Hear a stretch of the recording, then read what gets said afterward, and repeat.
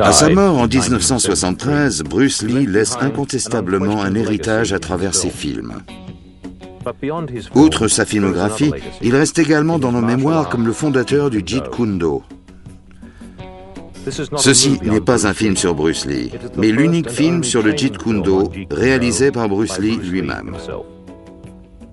Ce film n'aurait pas pu être réalisé sans la totale coopération de la Fondation Bruce Lee, qui nous a permis de vous montrer en exclusivité les films d'entraînement et les vidéos de l'acteur, ainsi que ses enregistrements audio et ses notes personnelles sur les méthodes d'entraînement. Vous entendrez les commentaires de Bruce Lee, ainsi que les interventions de son fils Brandon Lee et de Dan Inosanto, que Bruce a choisi pour perpétuer l'enseignement du Jeet Kune Do.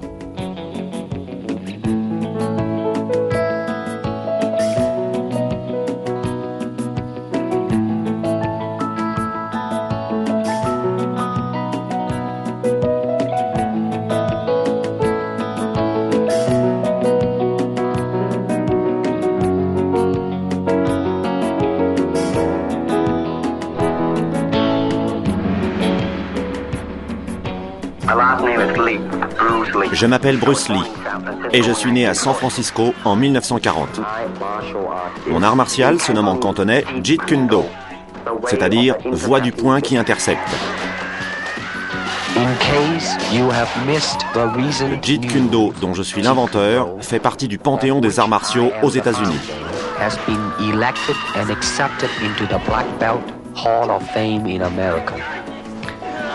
Cela signifie que pour la première fois, une toute nouvelle forme d'art martial est reconnue au niveau national. Car le Jeet Kune Do n'a pas été créé il y a 1000 ans ou un siècle, mais vers 1965, par un homme consciencieux appelé Bruce Lee.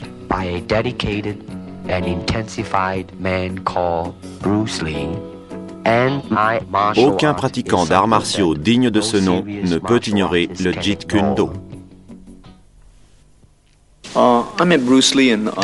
J'ai rencontré Bruce Lee en 1964 par l'intermédiaire d'Ed Parker, qui était à l'époque mon instructeur de karaté Kempo.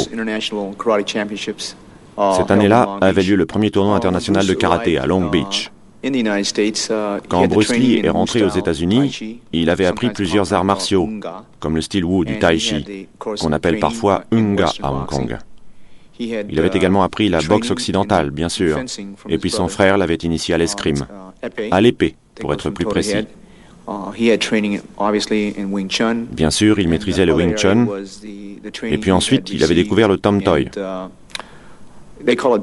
Il connaissait 12 positions de Tom Toy, et je crois qu'il s'était entraîné au Choi Lee Fut. Voilà tous les arts martiaux que Bruce a introduits aux États-Unis.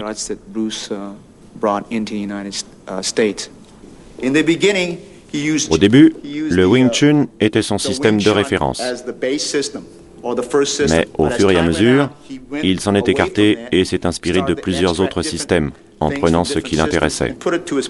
C'est pour cela qu'il disait « Retiens ce qui t'est utile et rejette ce qui ne l'est pas ».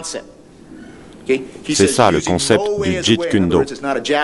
Bruce Lee disait qu'il ne fallait pas choisir une voie particulière, ni la voie japonaise, ni la chinoise, la coréenne, la philippine, l'indonésienne ou celle d'Okinawa. Il ne faut pas choisir une voie particulière, mais créer la sienne. Un autre concept du Jeet Kune Do, c'est qu'il n'y avait aucune limite comme limite. Cela signifie qu'il ne faut pas se limiter à un style, philippin, indonésien, malais, mais utiliser ce qui nous paraît nécessaire. Parce qu'il arrive que selon le contexte, on choisisse d'utiliser tel art martial et non tel autre. Le Kung Fu est un art martial chinois à l'origine. C'est l'ancêtre du karaté et du jujitsu, mais c'est un système plus complet et fluide. On peut pratiquer le Kung Fu seul ou avec un partenaire. En solo, l'art consiste à apprendre des formes d'animaux, une grue, un singe, une menthe religieuse. Les arts martiaux comprennent tous les arts de combat, comme le karaté, le judo ou le gung fu, appelé également boxe chinoise, l'aïkido également, et bien d'autres disciplines encore. C'est un art du combat. Certains sont devenus des sports, d'autres pas encore, car dans certaines disciplines, on autorise les coups à l'aine ou on plante les doigts dans les yeux de l'adversaire.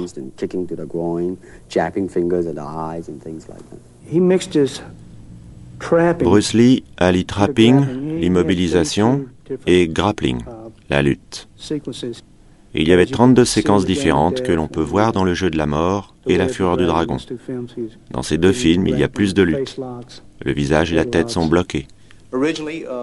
Bruce nous a appris différentes méthodes d'immobilisation. Par exemple, pour éviter un coup de poing, on l'immobilise en reculant et en bloquant. C'est la position lock-up. Pour moi, je dis bien pour moi, les arts martiaux sont un moyen de s'exprimer honnêtement, ce qui est très difficile à faire. Je pourrais très bien faire mon numéro, me montrer arrogant et trouver ça plutôt cool. Ou bien faire des trucs bidons, tu vois ce que je veux dire. Ou alors je pourrais faire des mouvements très compliqués. Mais s'exprimer honnêtement, sans se mentir, ça, mon ami, c'est vraiment très difficile.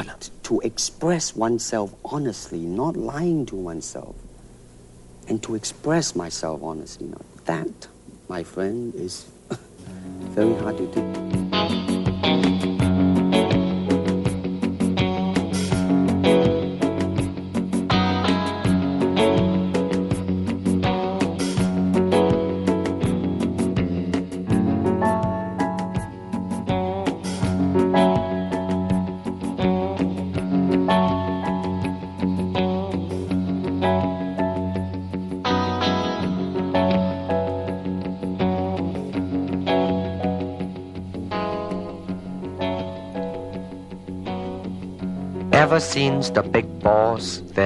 Depuis Big Boss, j'ai l'impression que les gens cherchent frénétiquement un nouveau Bruce Lee, en particulier parmi les pratiquants d'arts martiaux, comme le karaté, l'apkido, le judo, etc.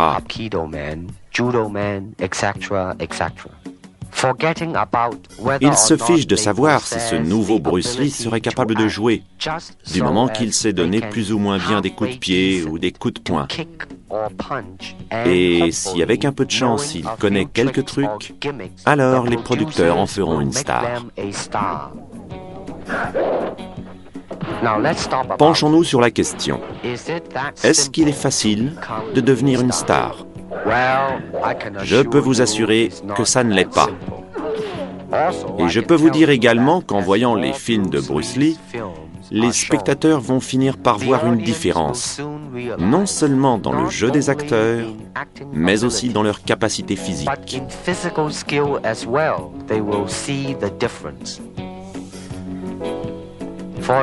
Par exemple, dans La Fureur du Dragon, je suis confronté à un champion américain, Chuck Norris, qui a remporté 7 fois l'Open américaine et les championnats mondiaux de karaté.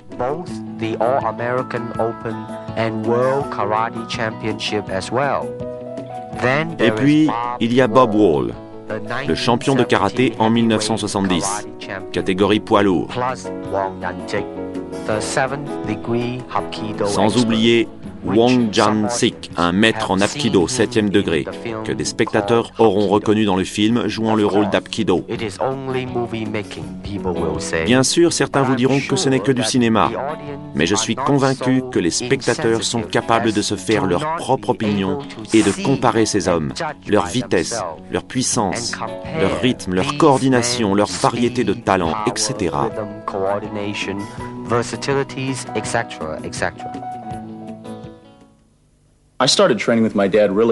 J'ai commencé à m'entraîner avec mon père dès que j'ai su marcher. Mon père s'entraînait beaucoup. Il y avait toujours du monde à la maison avec lui. Mon père était entouré d'élèves qui lui étaient proches. C'étaient des amis de la famille. L'un d'entre eux, Danny Innocento, est devenu mon professeur. Et donc, il y a toujours une continuité. Chez moi, j'ai gardé ses livres qu'il annotait et soulignait. C'est fascinant de voir où il trouvait ses sources. Il s'inspirait de livres sur l'escrime occidental ou sur la boxe. Je me rappelle qu'il disait toujours qu'il faut essayer de retenir ce qui nous est utile et de rejeter ce qui ne l'est pas. Et ajouter ce qui nous est propre.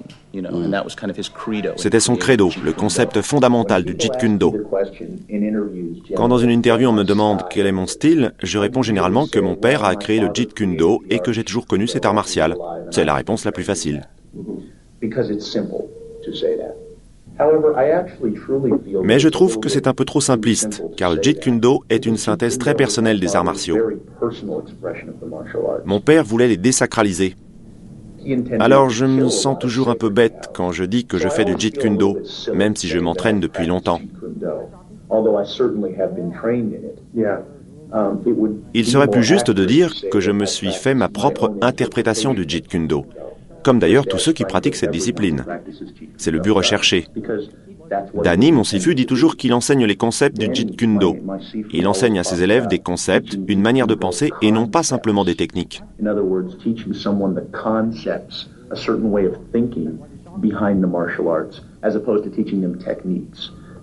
C'est ce qui fait la différence entre donner un poisson à quelqu'un et lui apprendre à pêcher. Vous voyez ?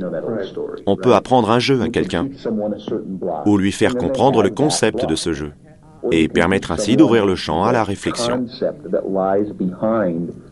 Et quand on comprend ce qu'est le concept, on peut avancer, essayer autre chose. Vous voyez ? C'est là la base fondamentale du Jeet Kune Do. Offrir un art martial très créatif, libre de toute forme. And that's, I think, a lot of what lies behind Jeet Kune Do, and that is then dedicated to creating a really creative, free-form martial artist. Vous savez, je n'enseigne pas le karaté, car je ne crois plus à la notion de style. Je ne crois pas qu'il existe une forme de combat chinoise, japonaise ou de tout autre pays. Parce que pour avoir des formes de combat différentes, il faudrait que l'homme possède 3 bras et 4 jambes, alors que nous n'avons que 2 bras et 2 jambes.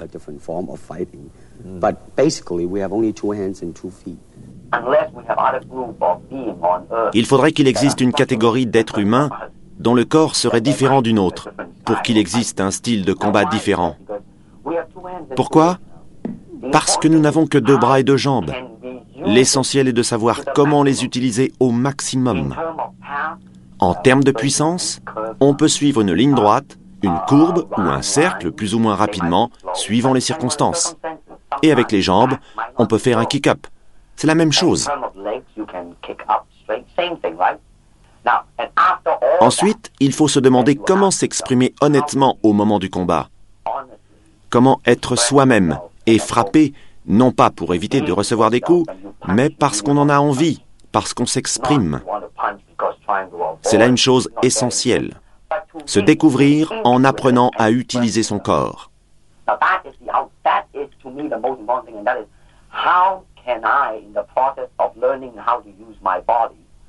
Mais malheureusement, à la boxe, on utilise les mains. Au judo, on cherche à mettre au sol. Je ne critique pas ces disciplines. Mais le problème, c'est que ces différences de style séparent les gens. Ils ne sont pas unis parce que les styles sont codifiés. Alors qu'au début, quand on crée un style d'arts martiaux, on part sur des hypothèses. Ça devient ensuite parole d'évangile.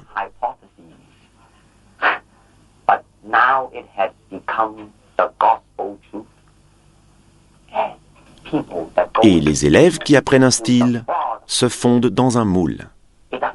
Peu importe comment nous sommes ou qui nous sommes, peu importe notre constitution, on apprend un style et on en devient un pur produit.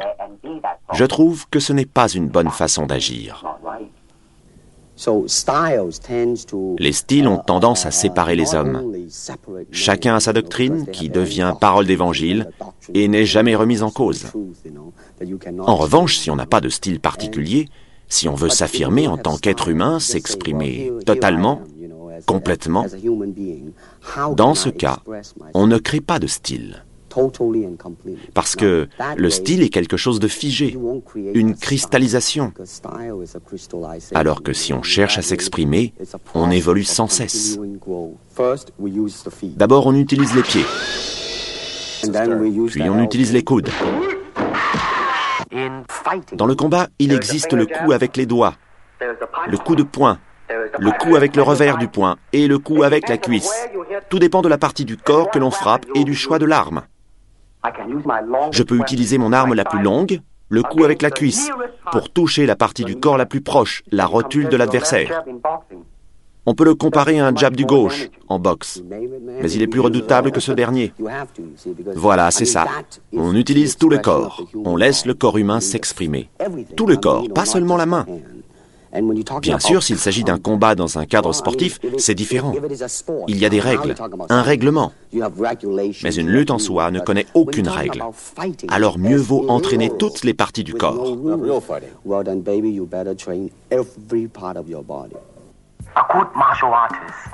Un bon pratiquant d'arts martiaux est comme l'eau. Pourquoi ?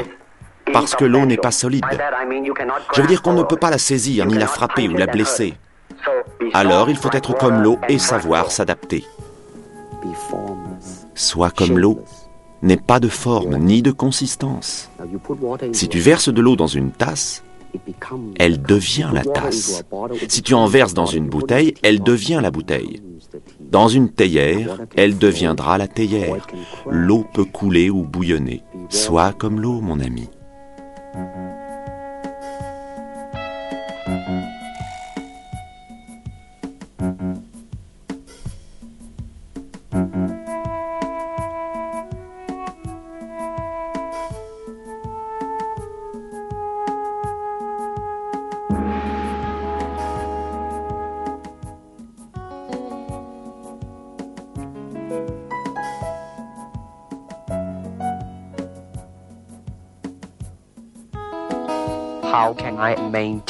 Comment maintenir la vitesse sans perdre de la puissance de frappe ?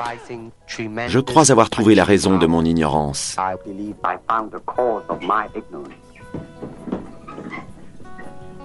En Jeet Kune Do, un coup de poing est très précis et utile, surtout quand il y a une bagarre dans la rue.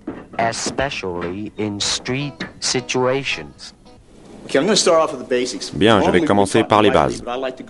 Normalement, on apprend en commençant par la droite. Moi, j'aime me servir de la droite et de la gauche. Je vais faire une démonstration en commençant par la droite. À l'approche du coup de poing, on le part, comme ça. Et en même temps, on donne un coup, au ralenti.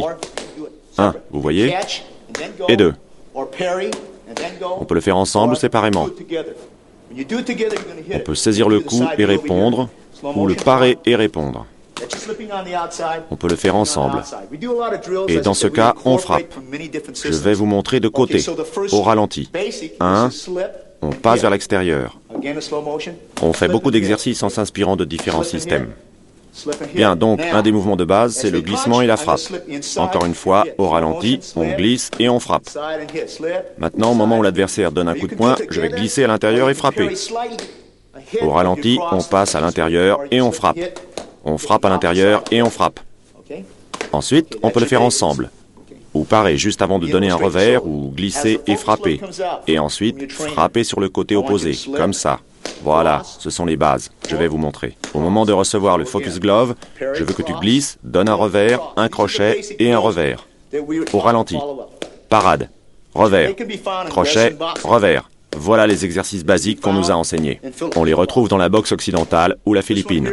On glisse, revers, crochet, revers. Mais on peut aussi glisser d'abord, puis envoyer un crochet, un revers et à nouveau un crochet.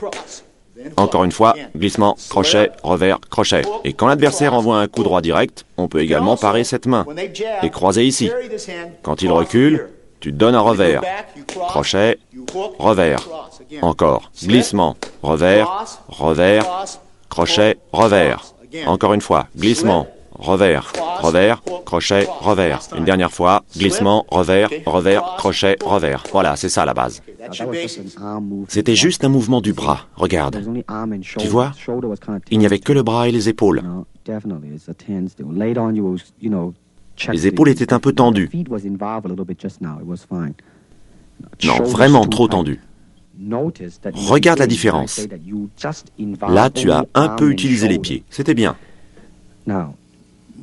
Les épaules sont trop raides. Tu remarqueras qu'au début, je disais que tu n'utilisais que les bras et les épaules. Là, ta main était très rapide, c'est très bien. Voyons maintenant ce que ça donne. Recommence encore une fois.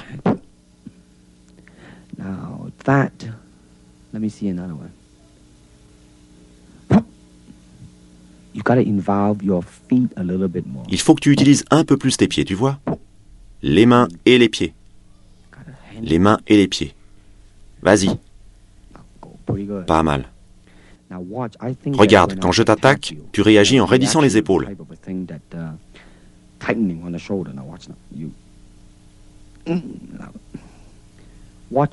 Regarde, quand j'essaie de t'attaquer, il faut que tu arrives à ne pas trop te contracter, d'accord? Tu réagis et tu y vas. Tu frappes.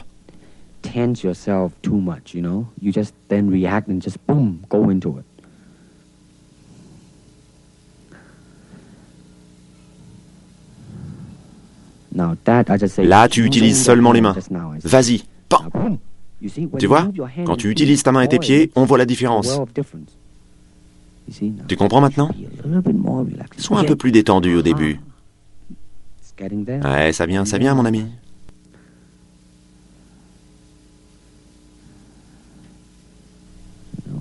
Regarde.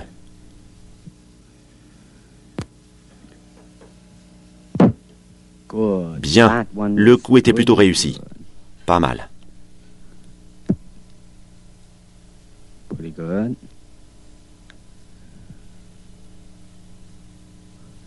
Non, là tu étais un peu trop tendu.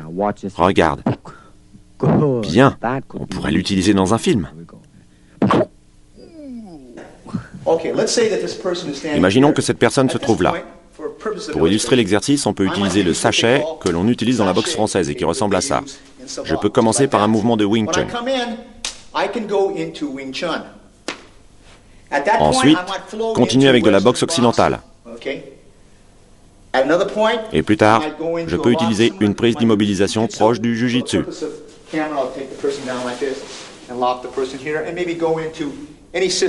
Pour bien vous montrer devant la caméra, je vais faire chuter la personne et l'immobiliser, puis poursuivre par un système qui utilise ce type de prise, que ce soit le Jiu-Jitsu, de l'aïkido, du kali ou du Pencak Silat. Vous aurez remarqué qu'on est passé d'un système à l'autre sans interruption. Je peux décider d'utiliser tel ou tel coup et enchaîner avec un mouvement de Wing Chun, par exemple, puis poursuivre avec un coup de coude de Muay Thai. Je vais décomposer pour vous montrer les différentes prises d'immobilisation. Le Jeet Kune Do est un mélange de styles. Dans ce système, on n'enchaîne pas les disciplines sans une certaine réflexion. C'est un point essentiel du concept de Jeet Kune Do.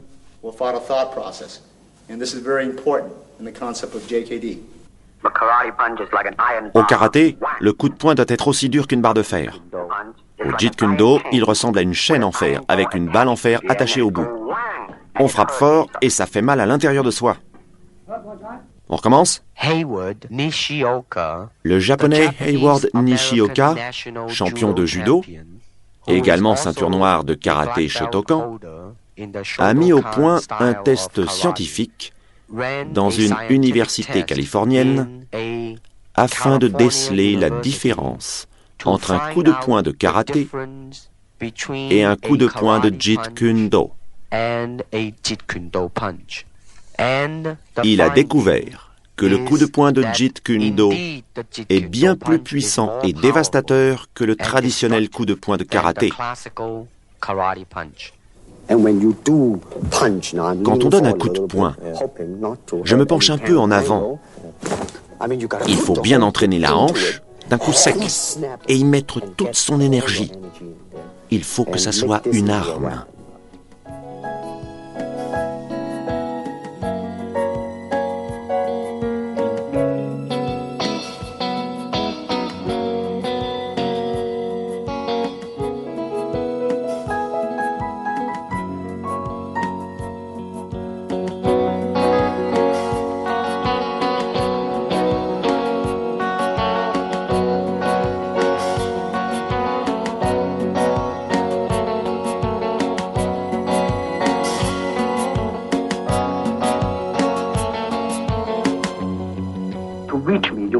Pour m'atteindre, Il faut venir vers moi. Mais ton attaque me permet de t'intercepter. N'attaque pas aveuglément. Dans un combat, la distance est un paramètre qui varie constamment, en fonction de la vitesse, de l'agilité et du contrôle des deux adversaires. On bouge sans cesse, rapidement, à la recherche de la moindre approche qui augmentera les chances d'atteindre l'adversaire. Bien, je vais commencer par le jeu de jambes, qui permet de se mouvoir, de se déplacer. On l'appelle le système de livraison. Quand Bruce Lee a commencé à enseigner le JKD en 1964, il m'a appris à lever le talon gauche et à pointer l'autre jambe, ce qu'il a nommé la position du Baijong. Comme ça, vous voyez. Je vais commencer cette session par les bases du jeu de jambes. Voici le Step and Slide Shuffle, un pas en avant et on recule en glissant. Voici les deux premiers pas. On avance et on recule, à droite et à gauche. Quand on a commencé en 1964, on commençait toujours à droite. Mais plus tard, on a décidé de commencer aussi à gauche. Reprenons le jeu de jambes. Avance, recule, à gauche et à droite. Ensuite, on avance et on recule en un mouvement. Puis on recule et on avance. Deux pas en avant, deux en arrière. Deux vers la gauche et deux vers la droite. On va maintenant partir de la droite. Je décompose. Ensuite, on change. Voilà les bases du jeu de jambes en JKD.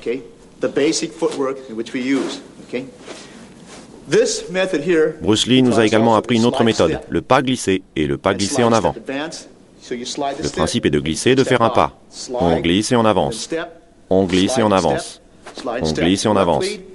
En partant de la gauche, ça donne ça. On glisse et on avance. On glisse et on recule.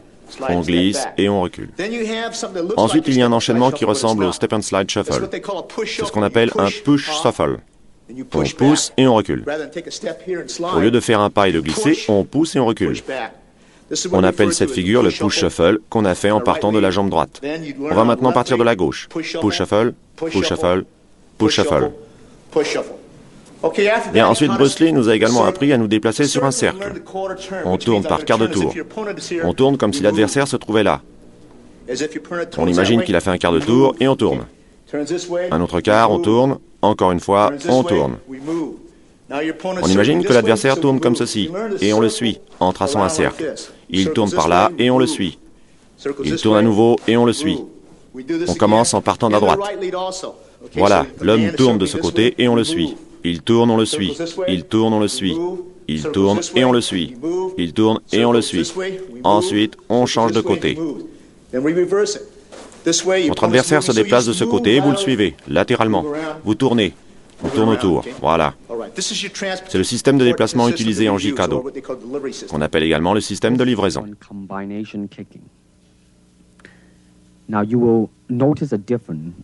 Voici l'attaque en combinaison. Vous remarquerez une différence. Au début, on a tendance à trop courir, et donc à trop se déplacer. Et donc, au moment d'attaquer, le centre de gravité se trouve trop en avant. Et cela modifie complètement la nature du coup.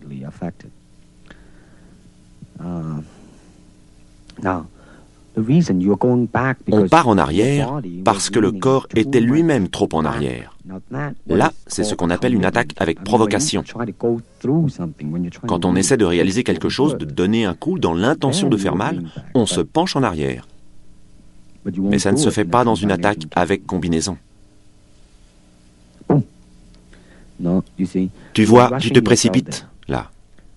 Il faut vraiment... Prends ton temps au début, et ensuite vas-y, frappe. Là, tu vois, tu es toujours un... Le problème, ce n'est pas ton corps, mais c'est que mentalement tu fuis, tu comprends? Regarde, au ralenti.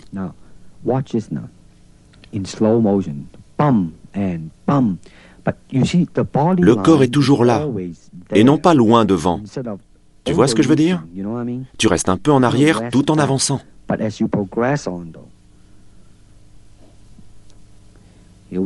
Allons-y. 1 et 2.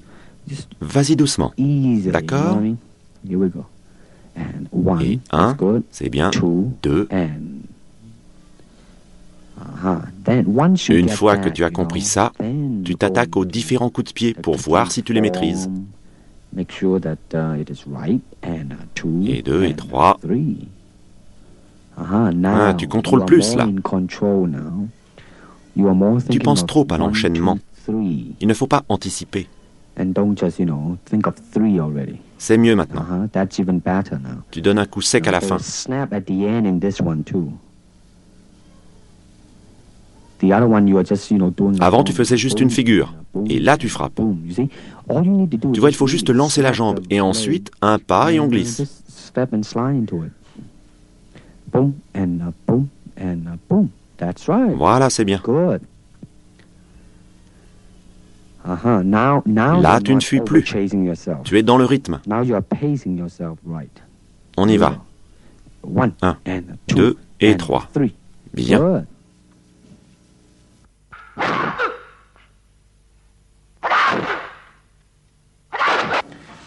Frappe, frappe, frappe. C'est bien. Sur le dernier, tu étais un peu déséquilibré, mais tu as bien frappé.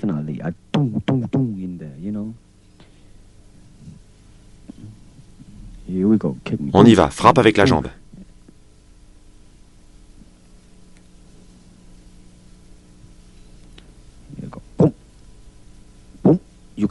Il faut ramener la jambe.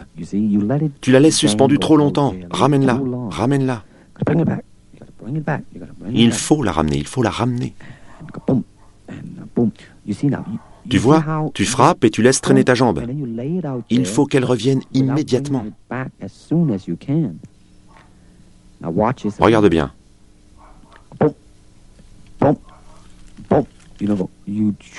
Il faut frapper et ramener la jambe, tu comprends? Vraiment.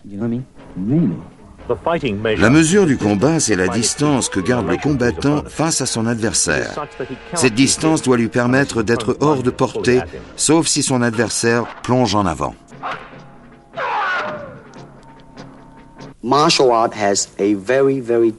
Les arts martiaux occupent une place prépondérante dans ma vie. Tout ce que j'ai appris dans mon métier d'acteur, de pratiquant des arts martiaux et dans ma vie d'homme, je le dois aux arts martiaux. From martial art.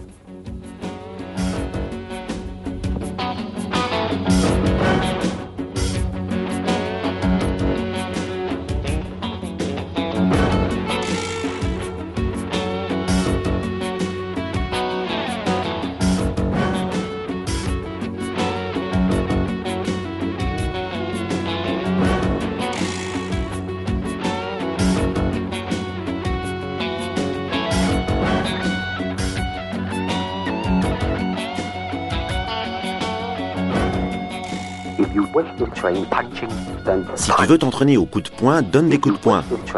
Si tu préfères t'entraîner au coup de pied, alors donne-en. Mes coups de poing et de pied sont extrêmement puissants. Un jour, j'ai montré un coup de pied latéral à Ken Knudsen, un très grand pratiquant de Goju. Le coup a été si rapide qu'il a eu l'impression de ne pas avoir bougé.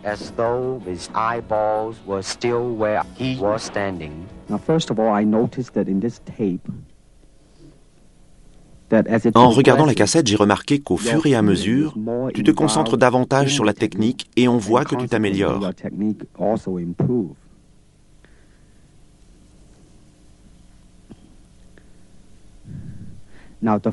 À la fin du geste, au moment de l'impact, ton pied reste trop longtemps en l'air. Regarde. Tu vois, ce n'est pas une ligne droite bien nette qui vise la cible, la touche et revient.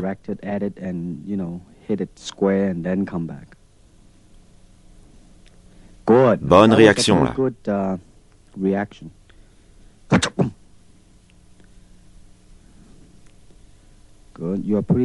Bien, tu es détendu, je vois tes mains détendues. Et frappe. On y va.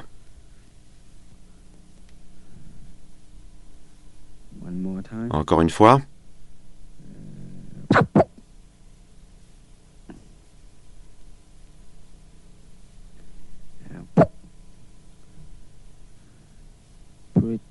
Ouais, pas mal. C'était vraiment rapide, là. Tu as vu?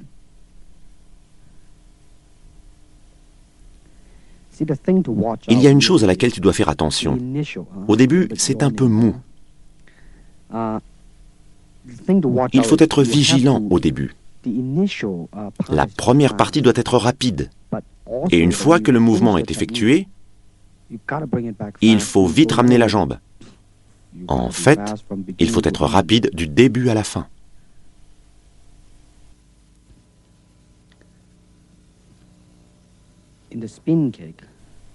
Regarde le coup de pied circulaire. Il y a beaucoup à apprendre là. Le coup n'était pas vraiment excellent. Mais c'est intéressant, parce que tu contrôles beaucoup ton mouvement. Et donc, comme tu réfléchis trop à son exécution, tu es très tendu.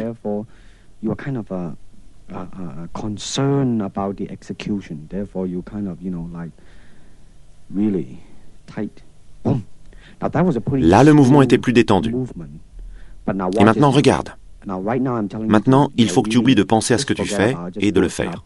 Un point, c'est tout. Tu vois, en plein dans le mille.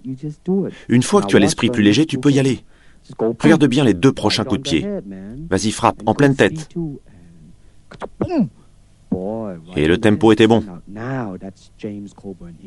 Boum, en pleine tête. Là, c'est James Coburn qui donne un coup de pied. Tu vois ce que je veux dire? Il faut vraiment y aller.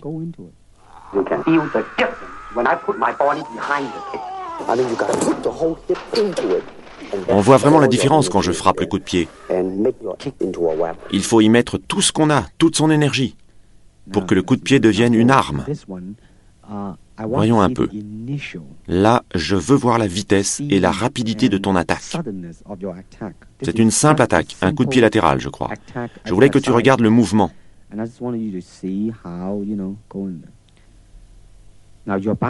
Tu sautilles juste pour le plaisir. Non, pas cette attaque.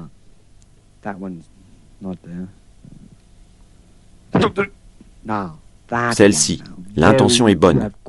Tu te décides et tu y vas. Pas mal, vraiment pas mal.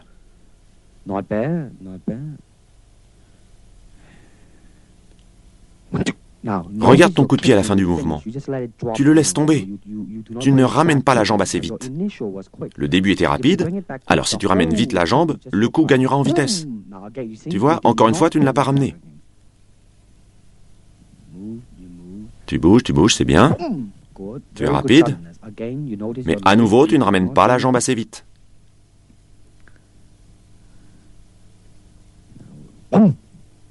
Allez, frappe. Bien. Ton coup est vraiment rapide, c'est bien. Peut-être un petit pas là, mais bon, c'était bien.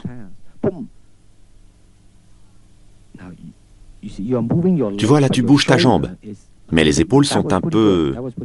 C'était pas mal, plutôt bien. Tes épaules sont un tout petit peu tendues. Le haut du corps et le bas du corps ne doivent faire qu'un. Tu vois, je ne sais pas si tu as remarqué ta jambe, tu ne la ramènes pas assez vite.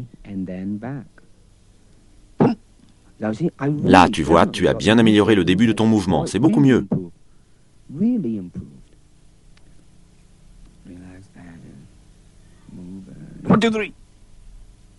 1, 2, 3, c'était bien, c'était bien.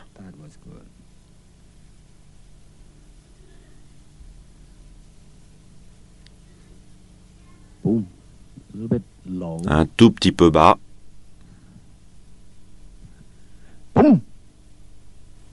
Bien. C'est la flexibilité. Je voudrais que tu regardes ta jambe gauche, la jambe d'appui. Tu vois, la jambe n'est plus en appui. La première fois, tu ne l'as pas fait. La deuxième fois non plus. Et maintenant, regarde. Tu vois, tu redresses la jambe et tu mets tout le poids sur la hanche. Et tu atteins ta cible facilement. Là, on reçoit le coup de pied latéral. J'aime beaucoup le premier coup, très naturel, même si l'exécution n'est pas parfaite. On voit que la jambe monte tranquillement. Sur le deuxième coup, tu contrôles la position de ton pied. Un peu trop peut-être. Regarde. Tu vois ce que je veux dire? Le coup n'est pas aussi naturel que la première fois.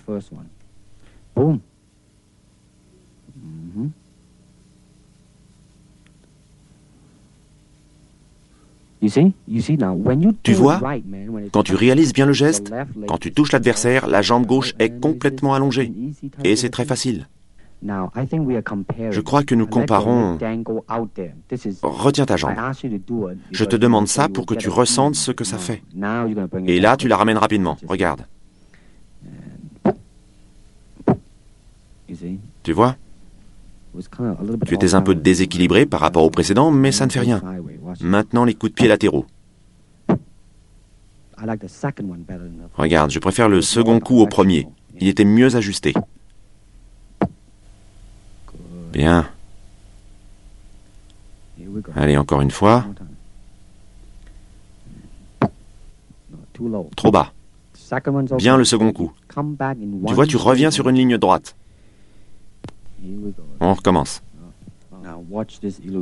Regarde bien ce que je te montre. Il faut que tu exagères le retour de la jambe. Tu comprends? Tu la ramènes. Regarde encore une fois. Tu vois, exagère le retour de la jambe. Il faut que ça se fasse plus rapidement et avec plus de force. Là, regarde. J'aime bien le côté naturel de ton coup de pied. Regarde. Tu vois, à la fin, on voit que tu as de bonnes sensations.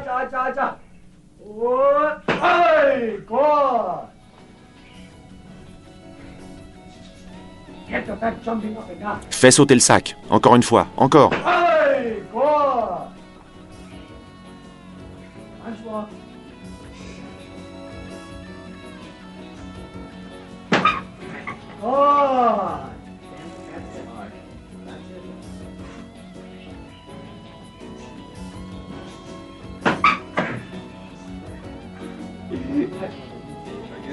One more.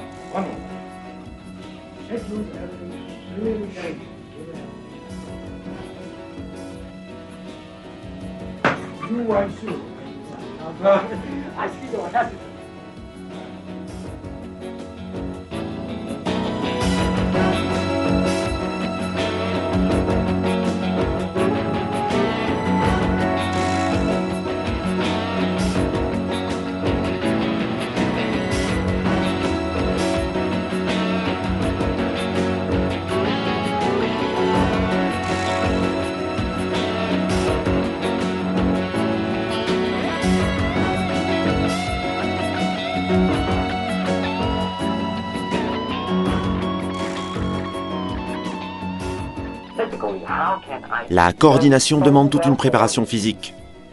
Il faut être un véritable athlète, et donc faire du jogging, ce genre de choses pour être en forme.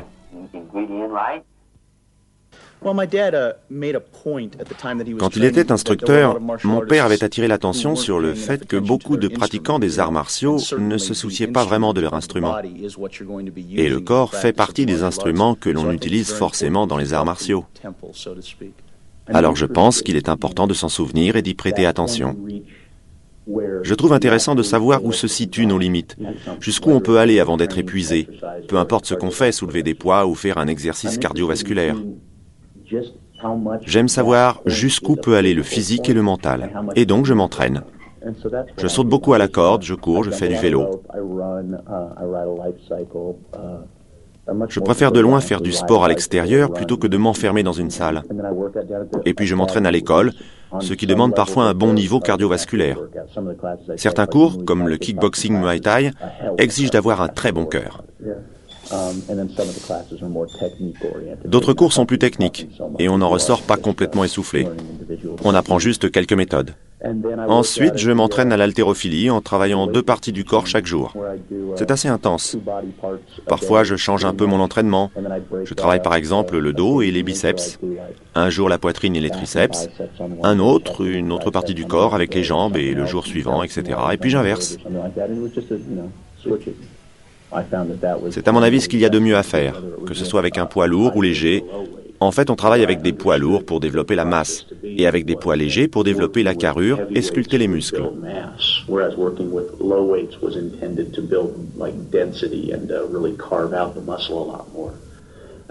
Comme je n'ai jamais eu envie d'être fort, mais plutôt d'avoir un corps sculpté, je préfère travailler avec des poids légers. Mais je pense que cela demande également un gros effort cardiovasculaire. Il faut surveiller le taux de graisse dans le corps. Et donc, j'ai toujours fait beaucoup d'exercices cardiovasculaires parce que c'est un vrai atout. C'est bien d'avoir envie de soulever des poids lourds et d'avoir de gros muscles, mais l'endurance cardiovasculaire me semble bien plus utile que des muscles. À l'école, quand il faut tenir un round de 3 minutes dans une discipline comme le Thaï, peu importe que tu sois très musclé, si tu n'as pas un bon système cardiovasculaire, tu meurs au bout de 45 secondes. Alors que moi, je peux continuer. Now, you want to kick it when it's coming to you. I'll try it. You let your foot jam.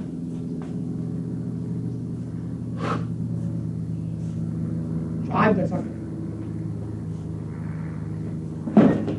You're pushing. Okay, now Jim, go and kick a bean back and give me the thrust the sucker to Kingdom Cup.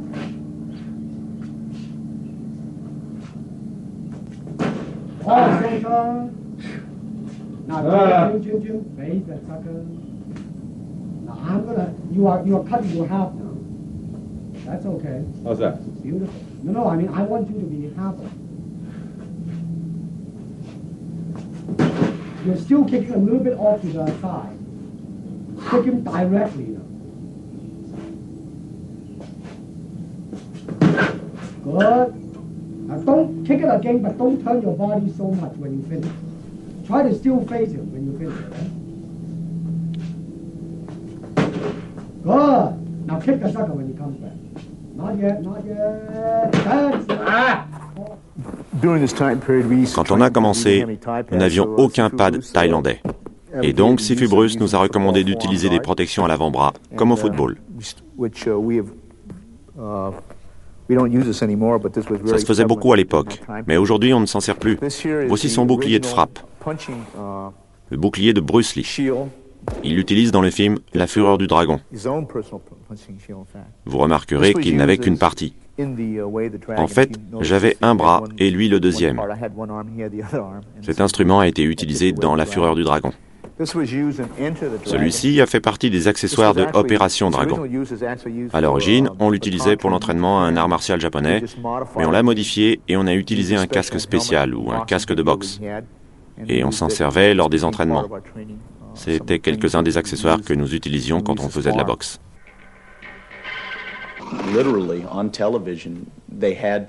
Quand un de ces films passait à la télévision, il fallait revoir les scènes au ralenti parce que sinon, on pouvait croire que ces mouvements étaient des effets spéciaux. Il était rapide, extrêmement rapide. Au cours de mes entraînements, je n'ai jamais rencontré quelqu'un d'aussi rapide. On peut travailler la vitesse. Je pense que la rapidité est avant tout un facteur génétique. Oui, certaines personnes ont ce don, elles sont rapides de nature. Mais l'entraînement à la rapidité est avant tout une question de travail de mémoire des muscles. La rapidité d'un mouvement est quelque chose qui se mesure au millième de seconde près. Imaginons que je me tienne à côté d'une personne qui ne s'est jamais entraînée et qu'on envoie un coup droit direct à un signal. Je serai probablement en avance de seulement quelques centièmes de seconde. Mais quand on parle de rapidité dans la répétition de mouvements, on fait appel à la mémoire des muscles. Là, une personne non entraînée hésiterait parce qu'elle n'aurait pas entraîné ses muscles ni sa perception pour pouvoir réagir rapidement face à divers événements.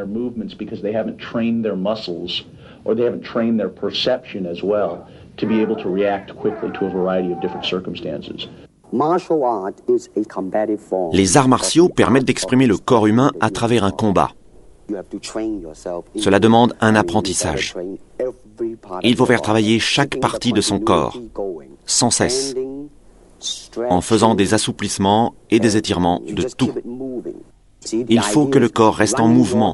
L'idée, c'est qu'un cours d'eau ne doit jamais s'assécher. Il faut garder cette fluidité en soi.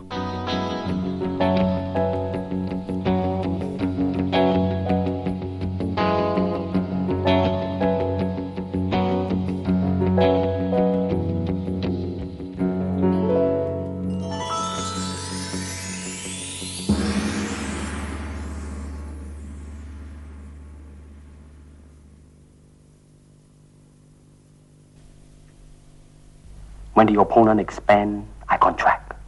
And when he contracts, I expand. And when there is an opportunity, I do not hit. it hits all by itself. To me, j'enseigne les arts martiaux de sorte que toutes les connaissances servent à se connaître soi-même. Mes élèves viennent à mes cours pour que je leur apprenne à se défendre ou à éliminer un adversaire, mais aussi et surtout pour que je leur apprenne à s'exprimer en exécutant des mouvements, à exprimer la colère ou la détermination, par exemple.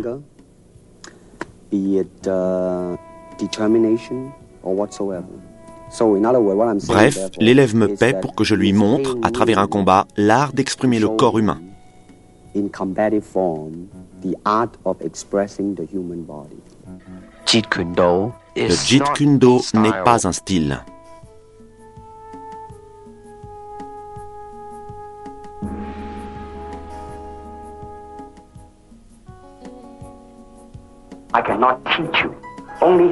Je ne suis pas là pour enseigner, mais pour aider l'élève à se découvrir, rien de plus. Il y a l'instinct naturel et le contrôle.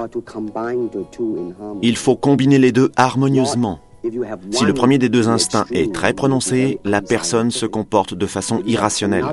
À l'inverse, si on se contrôle trop, on devient une machine. James Coburn est un homme adorable. C'est quelqu'un de très gentil, très doux, tu vois. Et comme il aime l'aspect philosophique du Jeet Kune Do, il comprend mieux qu'un autre cet art martial.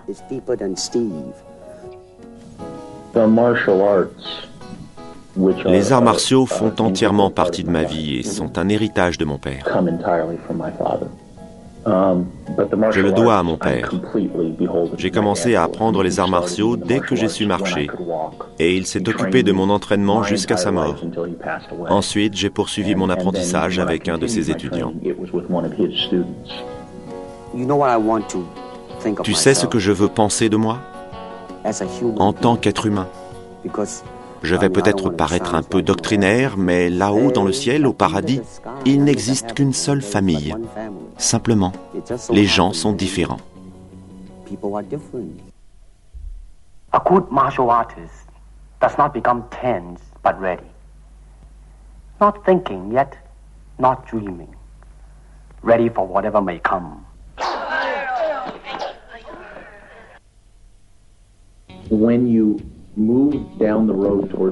Au cours du long apprentissage des arts martiaux, on se heurte à des barrières qui nous empêchent de poursuivre notre chemin vers la maîtrise de ces arts.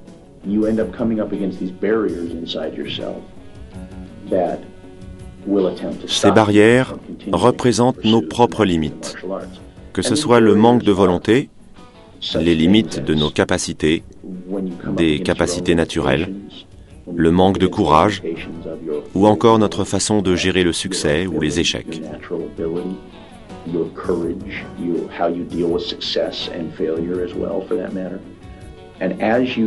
En franchissant ces barrières une par une, on se découvre. Et parfois, ce qu'on apprend sur soi apporte un sens spirituel.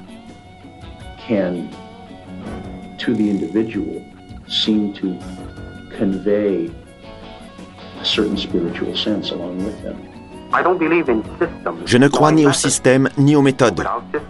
Mais sans système, sans méthode, que peut-on enseigner? J'ai trouvé la raison de mon ignorance.